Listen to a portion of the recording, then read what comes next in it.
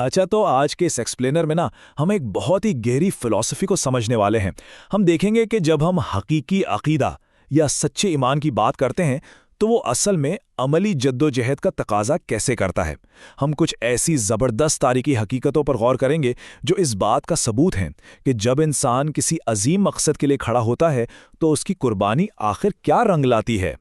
शुरुआत करते हैं अल्लामा इकबाल के एक बहुत ही अहम नज़रिए से। देखें, इकबाल ने उन ख्याली और फर्जी दुनियाओं को बिल्कुल रद्द कर दिया था जहां सिर्फ बातें होती हैं।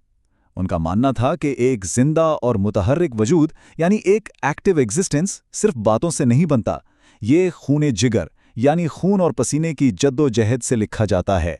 और वाकई यही वो मकाम है जहां इंसान का हकीकी किरदार उभर कर सामने आता है। अगर हम इन दो नज़रियों को कंपेयर करें तो इकबाल ने सिर्फ खूबसूरती या बिल्कुल पैसिव होकर बैठ जाने के बजाय अमली जद्दोजहद पर जोर दिया। उन्होंने वाज़े किया कि मुदाफ़ाती और इस्लाही कोशिशें यानी डिफेंस और रिफॉर्म की स्ट्रगल एक मजबूत इंसान बनने के लिए बिल्कुल ज़रूरी हैं। इसीलिए उन्होंने कबूतर की तरह मासूम और पैसिव बनने के बजाय एक बाअमल और खुददार शाहीन को अपना बेहतरीन इस्तारा यानी मेटाफर बनाया। खैर, आइए अब देखते हैं कि यह खून जिगर वाली फ़िलॉसफ़ी शुरुआती मक्का में किस तरह अपनी बुनियाद रखती है। अगर हम इस 12 साल के टाइमलाइन पर गौर करें तो समझ आता है कि शुरू के मुसलमानों ने किस कदर सख्त और जानलेवा जुल्म और सितम बर्दाश्त किया था। खुली तबलीग के आगाज़ से लेकर शीबे अबी तालिब के उस सख्त तरीन बॉयकॉट और फिर मदीना की हिजरत तक ये पूरा वक्त एक इंतहाई अजीम आजमाइश का दौर था। और इस ईमान की राह में ना एक बहुत ही भारी कीमत चुकानी पड़ी थी। ये उन मजलूम मोमिनीन की दास्तान है जिन पर इंतहाई दर्दनाक जुल्म किए गए।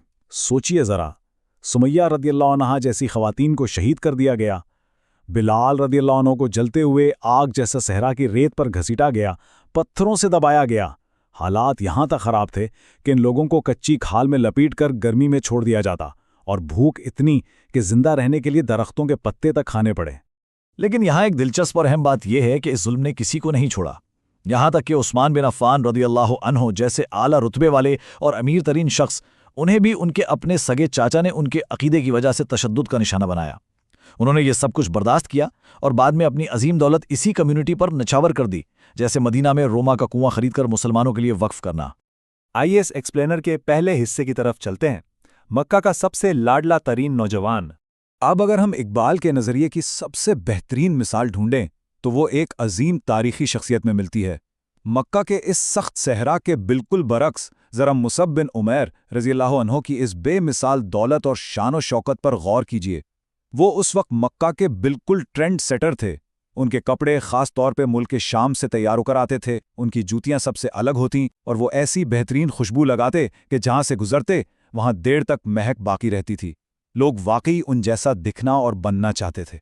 तो अब यहाँ एक बहुत ही बड़ा सवाल पैदा होता है, आखिर ऐसी क्या चीज़ थी जिसने एक ऐसे नौजवान को, जिसके पास पूरे मक्का की निस्फ दौलत के बराबर असासे थे, सब कुछ छोड़ने पर मजबूर कर दिया। ये अजीम तब्दीली उस वक्त आई जब मुसअब रज़ियल्लाहु अन्हु ने दारुल अरक़म में छुपकर इस्लाम की तालीमात को सुना। बस उस एक लम्हे ने उनकी पूरी जिंदगी का मकसद हमेशा के लिए बदल कर रख दिया। दूसरा हिस्सा, द फर्स्ट एम्बेसडर यानी इस्लाम के सबसे पहले सफ़ीर। सच्चाई की खातिर ना उन्होंने अपनी आरामदेह जिंदगी का लिबास मुकम्मल तौर पर उतार फेंका। दारुल अरकम में इस्लाम लाने के बाद जब उनकी वालिदा को पता चला, वो वालिदा जो उन्हें बेहद लाड प्यार से पालती थीं, तो उन्होंने मुसअब को कैद कर दिया, उन पर सख्तियां की। फिर उन्होंने हबशा की तरफ हिजरत की और बिलाखिर उन्हें इस्लाम के पहले उस्ताद और सफ़ीर के तौर पर यथरिब भेजा गया।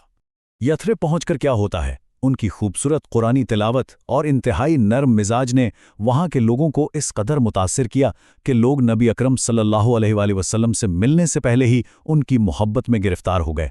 मुसअब की इस मेहनत से पूरा शहर बदल गया और इस्लाम का एक नया मरकज़ बनने के लिए बिल्कुल तैयार हो गया। और अब तीसरा हिस्सा, उहुद में अजीम कुर्बानी। अब ज़रा तसव्वुर कीजिए, सहरा की तेज़ हवाएं और मैदान जंग की गर्मी। उहुद के मैदान में मुसअब रज़ियल्लाहु अन्हु जो अब अपने 40 की उम्र के आगाज़ में थे, उन पर बेपनाह भरोसा किया गया और इस्लाम का झंडा उनके हाथ में दिया गया। जब नबी सल्लल्लाहु अलैहि वसल्लम पर हमला हुआ ना, तो मुसअब ने बड़ी ही बहादुरी से दुश्मनों की तवज्जो अपनी तरफ कर ली ताकि किसी भी तरह नबी का दिफा किया जा सके। और फिर ये वो शदीद और दिल दहला देने वाला लम्हा था जब दुश्मन इब्ने क़मिया ने आकर मुसअब रदियल्लाहु अन्हु का दायां हाथ काट दिया। لیکن اس عظیم صحابی نے بغیر کسی گھبراہٹ کے جھنڈے کو فوراً اپنے بائیں ہاتھ سے تھام لیا اور قرآن کی اس آیت کی تلاوت شروع کر دی۔ اور محمد تو فقط ایک رسول ہیں، ان سے پہلے بھی رسول گزر چکے ہیں۔ یہ شہادت کا وہ منظر ہے جو واقعی رونگٹے کھڑے کر دیتا ہے۔ جب بایاں ہاتھ بھی کاٹ دیا گیا نا تو انہوں نے جھنڈے کو گرنے نہیں دیا، بلکہ اپنے کٹے ہوئے بازوؤں سے اسلام کے اس جھنڈے کو اپنے خون سے لت پت سینے سے لگا لیا، اور یہ جھنڈا تب تک نہیں گرا جب تک تیسرے وار میں ایک نیزہ ان کے سینے کے آر پار نہ ہو گیا اور انہوں نے جام شہادت نوش نہ کر لیا۔ ایک مرتبہ پھر سے ذرا ان کی مکہ کی شان و شوکت والی اس آرام دہ زندگی کو یاد کیجیے اور اسے اس آخری منظر سے ملا کر دیکھیں، جسے پہننے کے لیے مکہ کا بہترین اور مہنگا ترین لباس میسر تھا۔ اس کی شہادت کے بعد اس کا کفن اس قدر چھوٹا تھا کہ اگر سر ڈھکتے تو پاؤں ننگے ہو جاتے، اور اگر پاؤں ڈھکتے تو سر ننگا رہ جاتا۔ بالآخر ان کے پاؤں کو ادھیر نام کی گھاس سے ڈھکا گیا۔ نبی اکرم صلی اللہ علیہ وسلم اس جلیل القدر صحابی کے چھوٹے کفن اور پیوند لگے لباس کو دیکھ کر آپ دیدہ ہو گئے اور ان الفاظ کی تلاوت فرمائی۔ یہ منظر اس بات کا سب سے بہترین اور مکمل اظہار ہے کہ حقیقی زندگی وہی ہے جو خون جگر سے لکھی جاتی ہے۔ دولت اور آرام چھوڑ کر ایک سچے مقصد کے لیے جان دینے سے بڑا کوئی کردار نہیں ہو سکتا۔ آخر میں ہمیں اس بات پر ضرور غور کرنا چاہیے کہ قربانی کا یہ عظیم فلسفہ اور یہ مثالیں آج کے دور کی حقیقت کو کیسے شکل دیتی ہیں۔ ہمارا مقصد اور ہماری عملی جدوجہد آج کیا ہے، اس پر ضرور سوچیے گا۔